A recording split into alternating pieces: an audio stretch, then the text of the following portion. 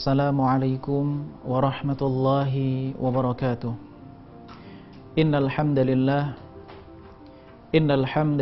alladzi an'amana bi ni'matil imani wal islam wa faddalana bi khairi kitabin unzil wa akramana bi khairi nabiyyin ursil wa syarrafana bi khairi syari'atin syuri'at. Asyhadu an la ilaha illallah wahdahu la syarika lah wa asyhadu anna Muhammadan 'abduhu wa rasuluhu la nabiyya ba'dah. Allahumma salli ala Muhammad wa ala ali Muhammad wa ala alihi wa ashabihi wa sallam. Sahabat Zakat TV yang dirahmati oleh Allah Subhanahu wa taala, alhamdulillah pada kesempatan kali ini Allah Subhanahu wa taala memberkahi pertemuan kita. Allahumma ja'al jam'ana jam'an marhuma wa tafarruqana min ba'dihi tafarruqan ma'suma wa la taj'al minna wa la ma'ana wa la fina syaqiyan wa la mahruma. Insyaallah pada kesempatan kali ini kita akan mengkaji bersama, belajar bersama, mentadabburi bersama surah yang sangat agung, yaitu surah Al-Falaq. Sahabat Zakat TV yang dirahmati oleh Allah Subhanahu wa taala, Allah Subhanahu wa taala berfirman, A'udzu billahi as-sami'il 'alimi minasy syaithanir rajim. Qul a'udzu birabbil falaq.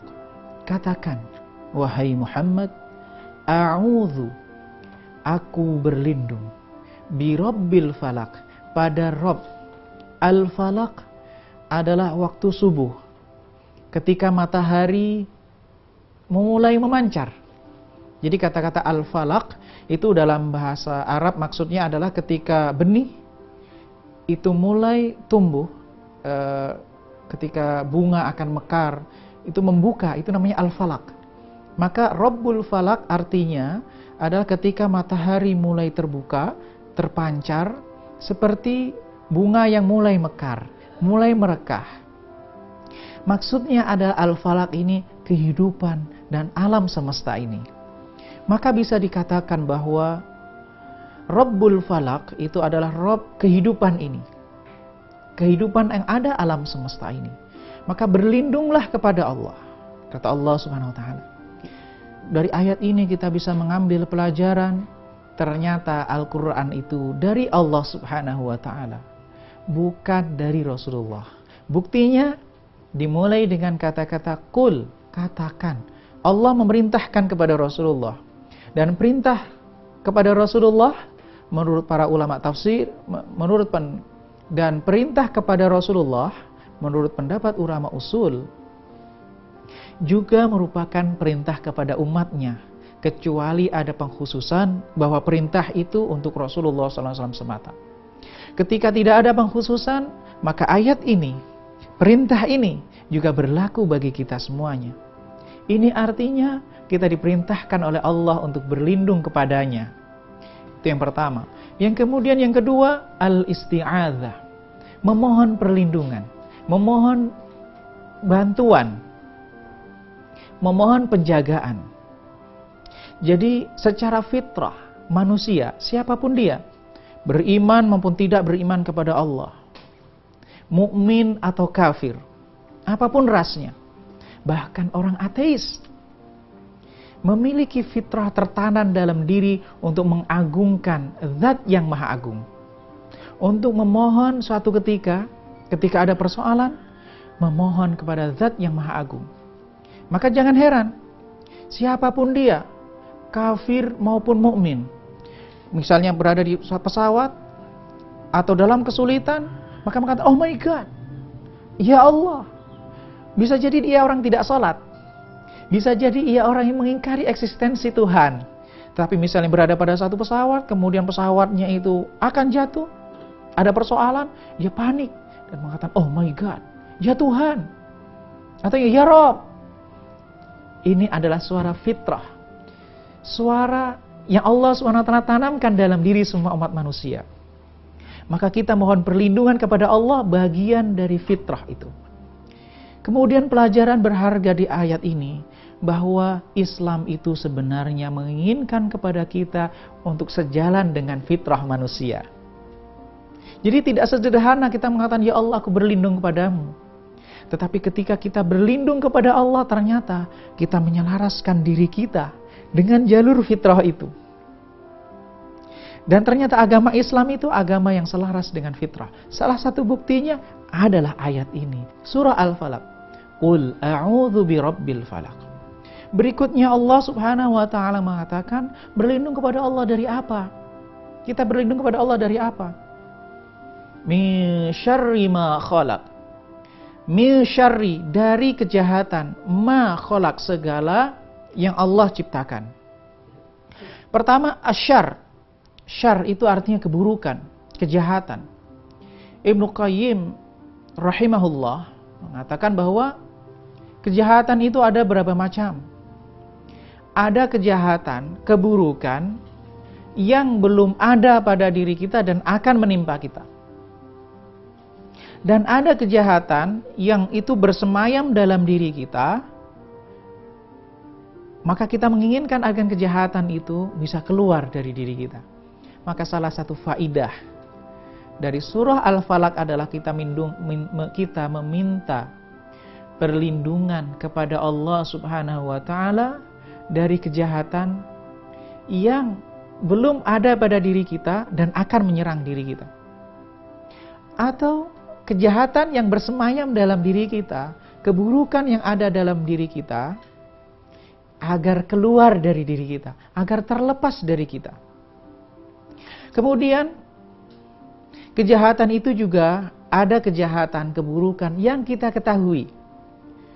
Mata kita bisa melihat, pikiran kita bisa mencerna. Ada pula keburukan yang kita tidak mengetahui sama sekali atau kita tidak menyadarinya sama sekali. Maka dengan surah Al-Falaq ini kita berlindung kepada Allah Subhanahu wa taala dari kejahatan yang kita ketahui, keburukan yang bisa kita saksikan dengan mata kita, dan keburukan atau kejahatan yang tidak bisa kita saksikan dengan indera kita. Berikutnya Allah SWT mengatakan ma. Ma ini adalah kata penghubung, al-mausul. Tapi kata ma di sini memiliki makna umum. Khalaq. Jadi khalaq yang Allah Subhanahu wa taala ciptakan. Pendalaman maknanya adalah kita berlindung kepada Allah Subhanahu wa taala dari semua segala keburukan, dari semua segala makhluk yang Allah Subhanahu wa taala ciptakan. Dan di antara makhluk Allah Subhanahu wa taala itu kan ada yang kita lihat dan ada yang tidak bisa kita lihat. Ada yang kita ketahui eksistensinya dan ada yang tidak kita ketahui. Ada yang kita sadari keberadaannya dan ada yang tidak kita sadari. Maka ketika kita berlindung dari segala kejahatan makhluk, maka termasuk dalam ayat ini kita berlindung kepada Allah Subhanahu wa taala dari kejahatan virus, bakteri dan segala bentuk kejahatan yang lainnya. Sahabat Zakat TV yang dirahmati oleh Allah, insya Allah akan kita dalami makna, kita dadaburi maknanya lebih dalam lagi setelah yang satu ini.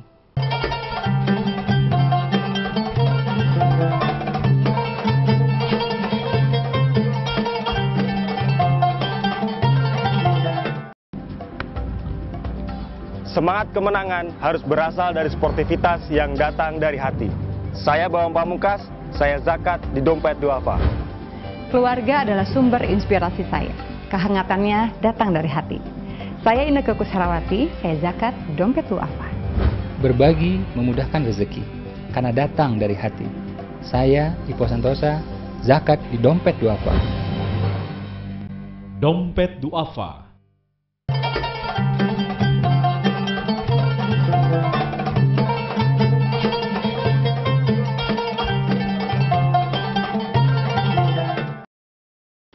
Sahabat Zakat TV yang dirahmati oleh Allah Subhanahu wa taala, kita lanjutkan kembali kajian surah Al-Falaq, memasuki ayat yang ketiga. Setelah kita diperintahkan oleh Allah Subhanahu wa taala berlindung dari semua jenis keburukan. Keburukan di makhluk yang Allah Subhanahu wa taala ciptakan. Karena ternyata di alam semesta ini hanya dua. Al-Khaliq atau makhluk? Kalau dia bukan khalik, berarti makhluk. Nah, ketika kita memohon perlindungan dari segala jenis makhluk yang Allah Subhanahu wa taala ciptakan, artinya kita membentengi diri kita, meminta benteng dari Allah Subhanahu wa taala dari semua makhluk yang dapat mendatangkan keburukan kepada kita.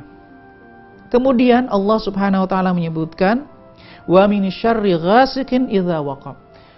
Dan dari keburukan malam apabila telah gelap gulita. Ayat yang ketiga ini memperkuat makna atau memberikan penjelasan makna dari ayat yang sebelumnya. Bagaimanapun juga bahwa malam atau matahari tenggelam itu bukan tenggelam dengan sendirinya.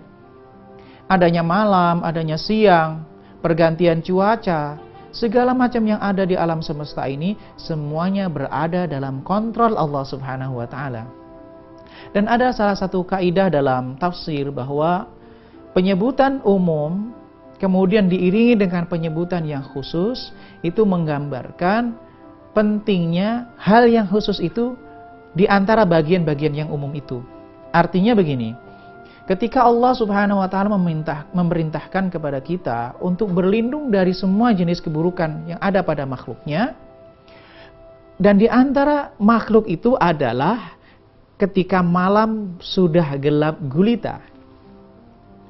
Dan di antaranya banyak syariat dan panduan Rasulullah ketika kita memasuki malam hari, misalnya diperintahkan untuk menutup makanan, kemudian diperintahkan untuk mematikan lampu apabila kita mau tidur, dan kemudian kita juga diperintahkan untuk segera tidur setelah menyelesaikan sholat isya, tidak bergadang. Dan di saat yang lain kita adalah ketika di sepertiga akhir kita diperintahkan untuk bangun malam. Ini adalah rahasia-rahasia pada malam. Dan ternyata kalau kita merenungkan pada eksistensi pada ayat ini, kejahatan itu biasanya terjadi pada malam hari. Coba renungkan. Kehidupan dunia malam itu pada malam hari. Orang pesta narkoba rata-rata di malam hari. Preman-preman bergentayangan biasanya di malam hari. Pemalakan biasanya di malam hari. Meskipun tidak menafikan bahwa itu terjadi pada siang hari. Begitu juga cuaca.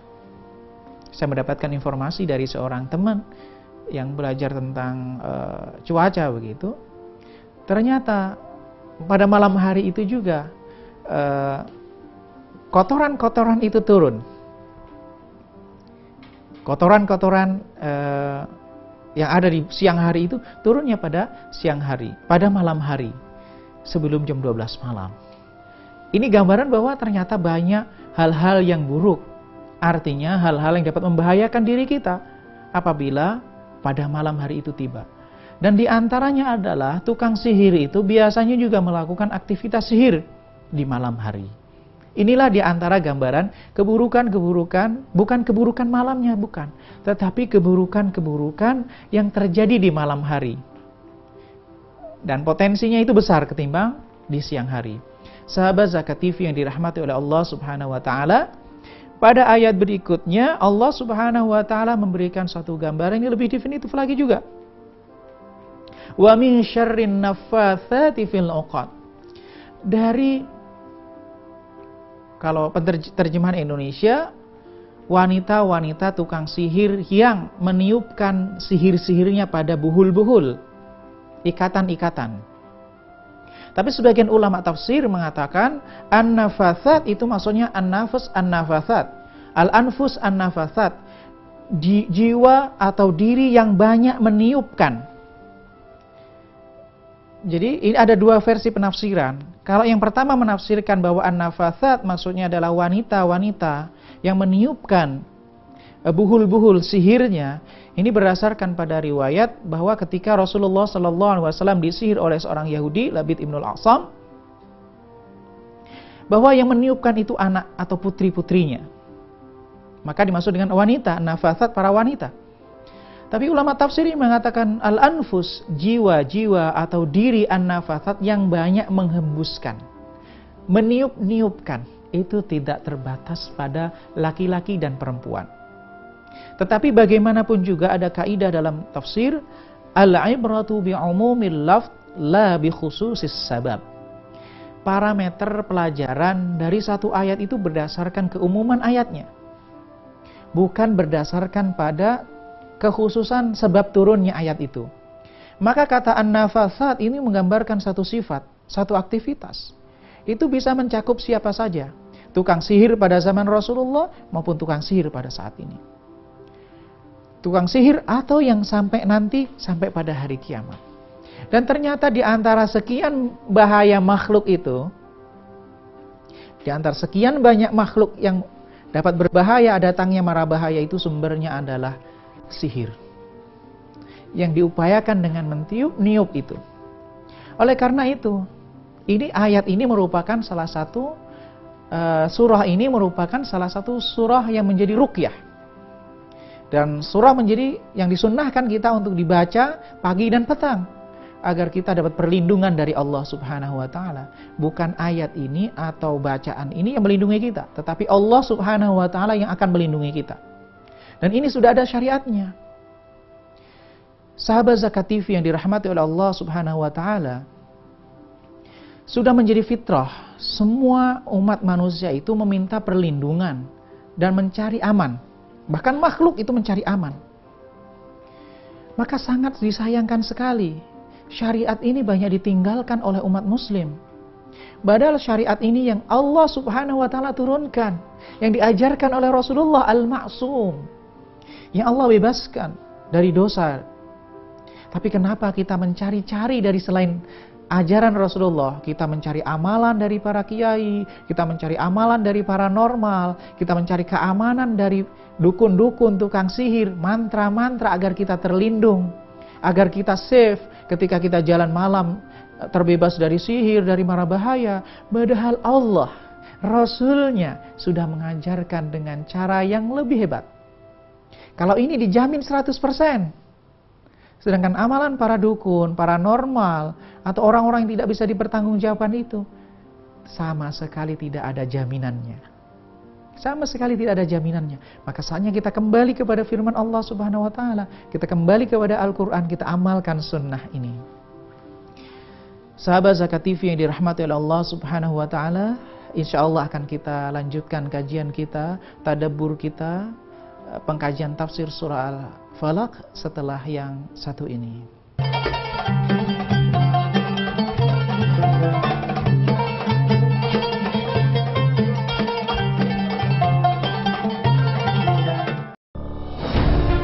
Ketika keindahan dunia merebak keselarasan, berbagi kemesraan.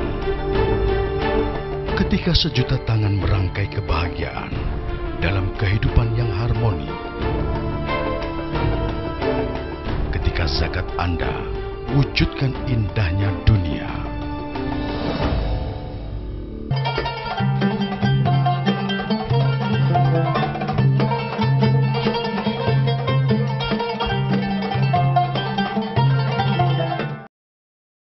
Sahabat Zakat TV yang dirahmati oleh Allah Subhanahu wa taala, kita lanjutkan kembali kajian tafsir pada kesempatan kali ini, yaitu tafsir surah Al-Falaq. Sahabat Zakat TV, sebelumnya kita sudah menjelaskan bahwa Allah Subhanahu wa taala memerintahkan kepada kita untuk berlindung dari segala kejahatan, keburukan yang berasal dari makhluk Allah Subhanahu wa taala. Kemudian dari malam apabila telah gelap gulita, dari tukang-tukang sihir yang menghembuskan, meniup-niup pada buhul ikatan-ikatan. Kemudian Allah Subhanahu wa taala juga menjelaskan, menggambarkan satu mara bahaya yang satu lagi, yang kita diperintahkan dan disyariatkan untuk berlindung kepada Allah dari keburukan itu, yaitu Allah Subhanahu wa taala mengatakan, wa min syarri hasidin idza hasad, dari kejahatan, keburukan orang yang dengki, pelaku dengki ketika sedang mendengki. Wa min syarri hasidin idza hasad, dari keburukan yang bersumber dari perilaku dengki. Jadi ternyata dengki itu memiliki efek yang luar biasa sekali. Dengki dapat mendatangkan keburukan kepada pendengki itu sendiri dan kepada orang yang didengki. Di antara dengki itu dapat mendatangkan madarat yang berupa ain. Mungkin ini belum begitu populer di kalangan masyarakat Indonesia, tapi sebagian kalangan sudah mendengarnya istilah al-ain. Al-ain itu adalah efek negatif yang muncul dari pandangan seseorang yang tajam yang diiringi dengan rasa dengki. Maka efeknya luar biasa sekali. Bisa jadi misalnya seseorang dengki dengan kecantikan dan ketampanan seseorang. Misal dia mengatakan, wah cantik sekali orang itu, wah ganteng sekali orang itu. Maka ungkapan itu ketika diiringi dengan rasa dengki, dengan pandangan mata, itu bisa mendatangkan ain. Dan ini hak, ain itu hak. Maka efeknya secara nyata bisa jadi orang yang terkena ain itu, bisa wajahnya terkena penyakit, bisa ketampanannya rusak, bisa jadi juga akan sakit, bahkan bisa meninggal dunia. Nah, yang semacam ini mungkin masih agak sulit dijelaskan dengan teori kedokteran dan teori ilmiah. Tetapi ini berdasarkan penjelasan Rasulullah Sallallahu Alaihi Wasallam, dan ini adalah gambaran yang digambarkan oleh Rasulullah Sallallahu Alaihi Wasallam, dan kita diperintahkan untuk berlindung kepada Allah dari adanya ain yang bersumber dari dengki itu. Maka ini hak, ini benar-benar ada, dan ini terjadi. Maka bisa jadi penyakit kanker atau penyakit-penyakit yang lainnya, salah satunya, bukan semuanya, salah satunya adalah dari ain itu, kedengkian itu. Maka kita diperintahkan ketika kita takjub, ketika kita memandang sesuatu dengan senang yang luar biasa, maka kita diperintahkan untuk berzikir. Misalnya, Masya Allah, Astaghfirullah, dengan ungkapan-ungkapan zikir. Atau biasanya ketika kita memiliki membiasakan berzikir ketika kita melihat sesuatu yang indah, mobil yang bagus, hadza min fadli rabbi, hadza min fadlillah, ini dari karunia Allah Subhanahu wa taala. Itu adalah upaya kita untuk menghindarkan dari ain.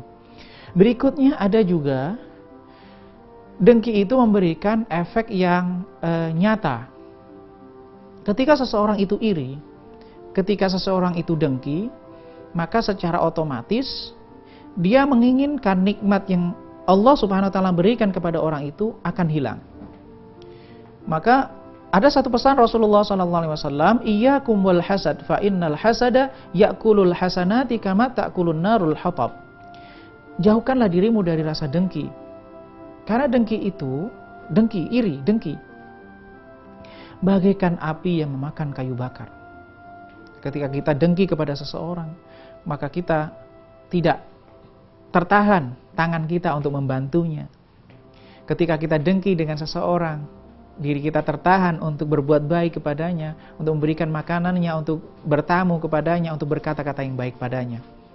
Dan di antaranya yang mencelakakan, menyebabkan kecelakaan iblis, la'natullah alaih.